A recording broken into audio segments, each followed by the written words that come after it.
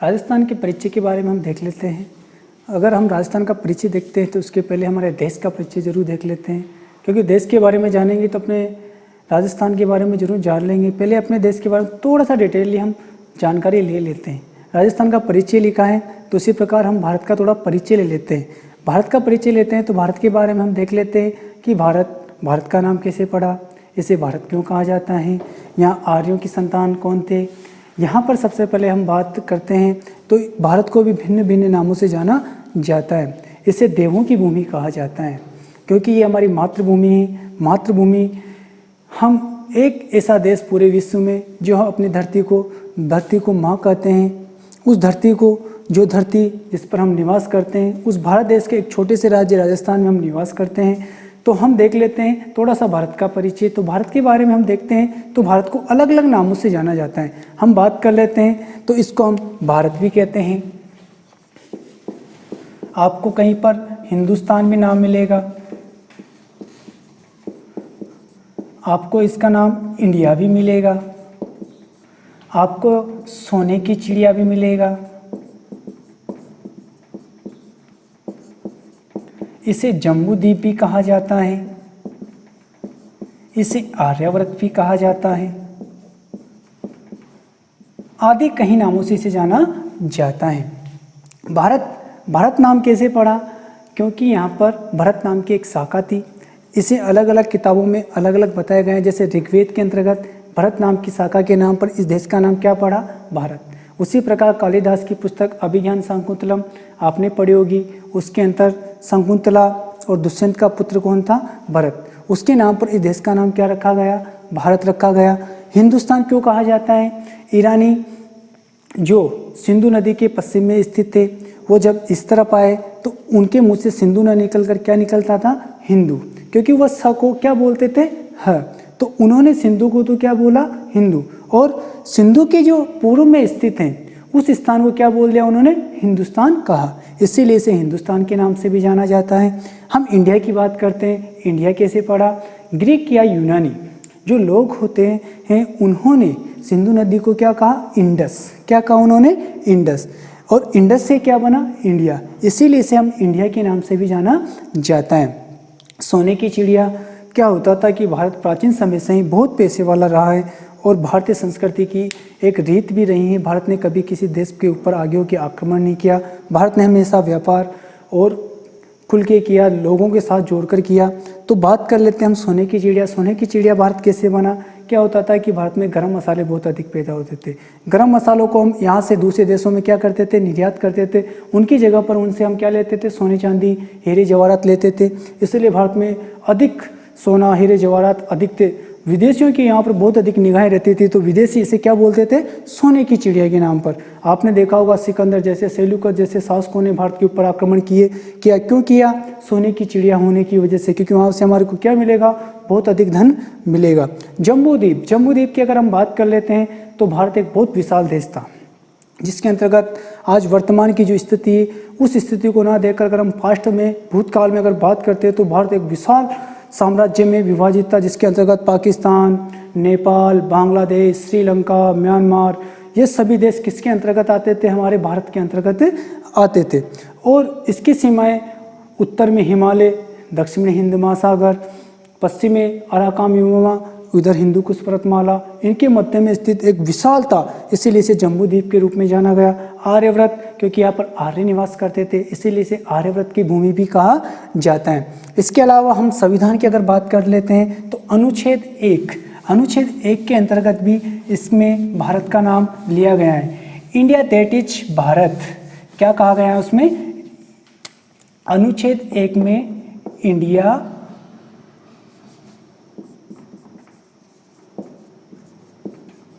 That is Bharat,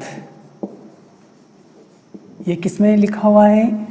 संविधान के अनुच्छेद 1 में इंडिया के साथ साथ इसे क्या कहा गया है? भारत भी कहा गया है। वर्तमान में इसे भारतीय नाम रखने के बारे में विचार हो रहा है। ये हमारे संविधान के अनुच्छेद 1 के अंतर्गत कहा गया है। अब हम देख लेते हैं राजस्थान, जिसमें हम निवास करते हैं, क्योंकि राजस्थान राजपूताना रजवाड़ों की वीर भूमि है, जहाँ पर वीरों ने अपने मातृभूमि के लिए, अपनी जन्मभूमि के लिए अपने प्राण न्यौछावर कर दिए, लेकिन किसी विदेशी शासक के सामने अपना सिर नहीं झुकाया, वो है हमारा राजस्थान। क्योंकि इसे राजस्थान, रजवाड़ा, राजस्थान आदि नामों से जाना जाता है। अगर हम बात कर लेते हैं राजस्थान की, तो राजस्थान के बारे में हम देख लेते हैं, तो इसे प्राचीन समय से अलग अलग नामों से जाना गया है। अगर हम बात करते हैं तो वैदिक काल की, वैदिक काल कौन सा होता है? वैदिक काल होता है ऋग्वैदिक काल, जिसके अंतर्गत 4 वेद लिखे गए। उसमें बात करते हैं तो वैदिक काल आता है। वैदिक काल के अंतर्गत हमारे राजस्थान को क्या नाम दिया गया था, तो हम उसके बारे में भी देख लेते हैं। वैदिक काल में हमारे देश को, हमारे राज्य को ब्रह्मावृत, क्या कहा गया है? इसे ब्रह्मावृत के नाम से जाना गया है। वैदिक काल में राजस्थान को ब्रह्मावृत कहा गया। इसके अलावा अगर हम बात कर लेते हैं अलग अलग चीज़ों के अंतर्गत, तो हमारे प्राचीन ग्रंथों में आता है रामायण, जो वाल्मीकि कृत हैं, वाल्मीकि के द्वारा रामायण लिखी गई थी। उस रामायण के अंतर्गत हमारे को हमारे क्षेत्र का नाम मिलता है मरुकांतार। मरुकांतार क्यों कहा जाता है? क्योंकि यहाँ पर मरुस्थलीय क्षेत्र स्थित था, इसीलिए इस क्षेत्र को मरुकांतार के नाम से भी जाना गया है। उसके बाद इसके अलग अलग नाम आए। इसके अलावा अगर हम बात कर लेते हैं छोटी सी जानकारी के लिए, तो हम प्राचीनतम शिलालेखों में देख लेते हैं तो हमारे को इसका नाम राजस्थान मिलता है। लेकिन लिखित साक्ष्य के आधार पर हम किसकी बात मानते हैं? कर्नल जेम्स टोड की, कि कर्नल जेम्स टोड ने सर्वप्रथम किसका नाम दिया था? राजस्थान का नाम दिया था। लेकिन हमारे को 682 ईस्वी का, 682 ईस्वी में एक शिलालेख है बसंतगढ़। बसंतगढ़ शिलालेख कहाँ पर है? सिरोही में। इस शिलालेख पर राजस्थानादित्यम, राजस्थानादित्यम क्या नाम लिखा हुआ मिलेगा आपको? यहाँ पर राजस्थानादित्यम आपको नाम लिखा मिलेगा। कौन से शिलालेख पर मिलेगा? ये बसंतगढ़ शिलालेख पर। इसको लिखवाने वाले कौन थे? तो वो थे चावड़ा वंश के शासक, चावड़ा वंश के शासक। उनका नाम क्या था? वर्मलात। वर्मलात के द्वारा कौन सा शिलालेख उद्भाया गया था? बसंतगढ़। ये कहाँ पर स्थित है? बसंतगढ़ में स्थित है, इसीलिए इसे बसंतगढ़ शिलालेख के नाम से जाना जाता है, जो कहाँ पर स्थित है? हमारे सिरोही में।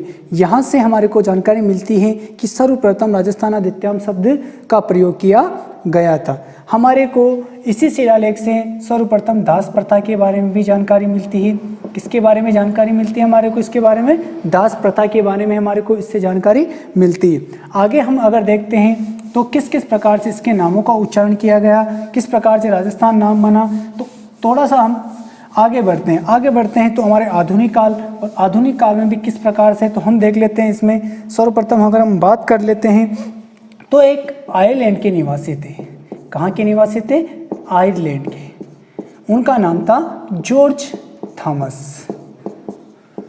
क्या नाम था? George Thomas.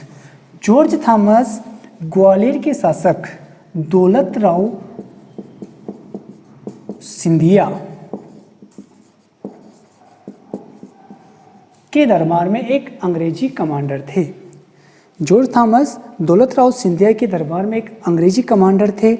उन्होंने सर्वप्रथम राजस्थान के बारे में राजपूताना शब्द का प्रयोग किया, राजपूताना शब्द का प्रयोग किया।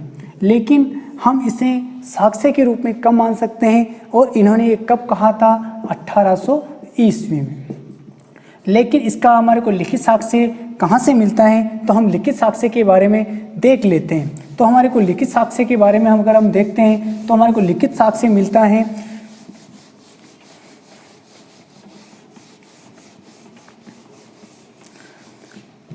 1805 ईस्वी के अंदर।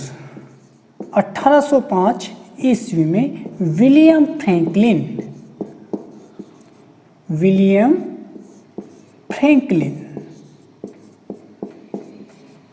ने एक पुस्तक लिखी है। 1805 में विलियम फ्रैंकलिन ने एक पुस्तक लिखी है। उस पुस्तक का क्या नाम है? उस पुस्तक का नाम है मिलिट्री मेम्बायर्स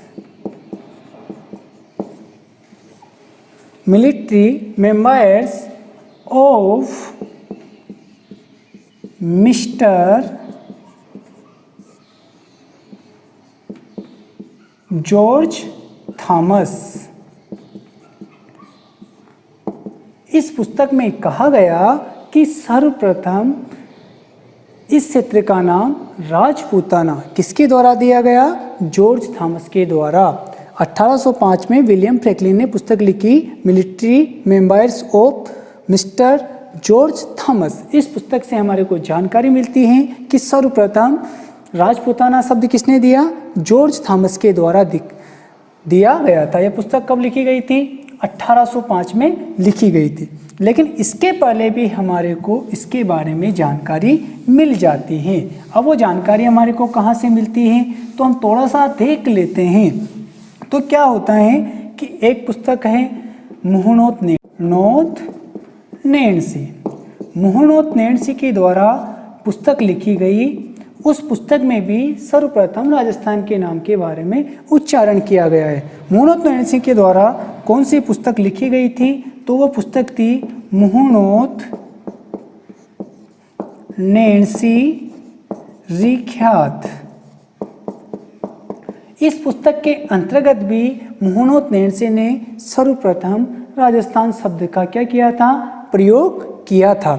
मुहूर्नोत नैन्सी को राजस्थान का अबुल फजल भी कहा जाता है। क्या कहा जाता है इसे? अबुल फजल भी कहा जाता है। राजस्थान का अबुल फजल किसे कहा जाता है बच्चों? मुहूर्नोत नैन्सी को कहा जाता है। इसके अलावा भी हमारे को इसके बारे में जानकारी मिलती है राजरूपक नामक पुस्तक से। राजरूपक नामक पुस्तक ये किसके द्वारा लिखी गई थी? वीर भाण के द्वारा लिखी गई थी। किसके द्वारा? वीर भाण के द्वारा ये पुस्तक लिखी गई, जिसके अंतर्गत भी हमारे को राजस्थान शब्द के उच्चारण के बारे में मिलता है कि राजस्थान शब्द का प्रयोग किया गया वीर भाण की राजरूपक नामक पुस्तक में। इसके अलावा हमारे को इसकी जानकारी और मिलती है, तो हम देख लेते हैं कि ये हमारे को कब मिला, किस प्रकार से मिला। तो इसके बारे में हम बात करते हैं तो हमारे को पता चलता है कि 1791 ईस्वी में, कब की बात है? 1791 ईस्वी में जोधपुर के शासक थे महाराजा भीम सिंह। महाराजा भीम सिंह ने मराठों से बचने के लिए जयपुर के शासक सवाई प्रताप सिंह को एक पत्र लिखा। उस पत्र में ये लिखा हुआ था कि हमारे राजस्थान की जितनी भी रियासतें हैं उन सबको सम्मिलित करके मराठों के विरुद्ध युद्ध किया जाए। तो उस पत्र से भी हमारे को जानकारी मिलती है कि सर्वप्रथम राजस्थान शब्द का प्रयोग किया गया था। जोधपुर के शासक भीम सिंह के द्वारा आमेर के शासक या जयपुर के शासक प्रताप सिंह को पत्र लिखा गया था, जिसमें भी हमारे को किसकी जानकारी मिलती है? राजस्थान की जानकारी मिलती है। इसके अलावा हम बात कर लेते हैं कर्नल जेम्स टोड की। Colonel James toad.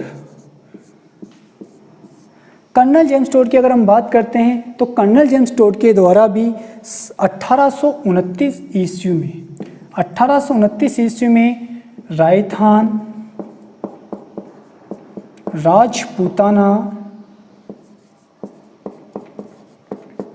राजस्थान शब्द का प्रयोग किया गया था।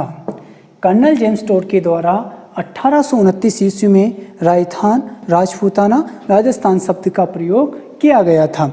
अगर हम इसके बारे में कहें कि ये कहाँ से मिला, तो इनके ही द्वारा पुस्तक लिखी गई थी। उस पुस्तक का नाम है annals and antiquities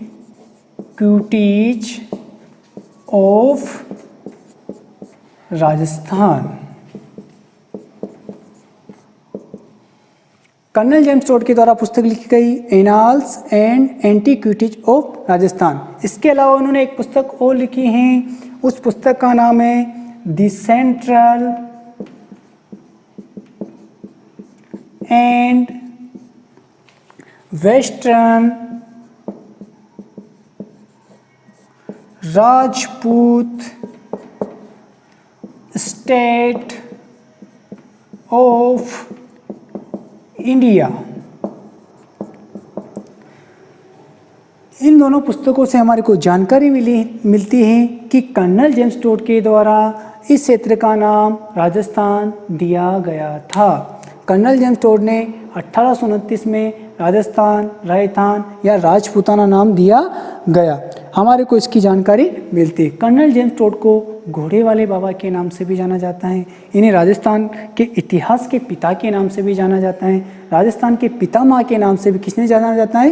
colonel James toad को जाना जाता है। कर्नल जेम्स टोड को घोड़े वाले बाबा के नाम से क्यों जाना जाता है? कर्नल जेम्स टोड ने घोड़े पर बैठकर राजस्थान की जो रियासतें थी वहाँ पर यात्राएं की और राजस्थान के इतिहास की जानकारी एकत्रित की, इसीलिए इन्हें घोड़े वाले बाबा के नाम से भी जाना जाता है।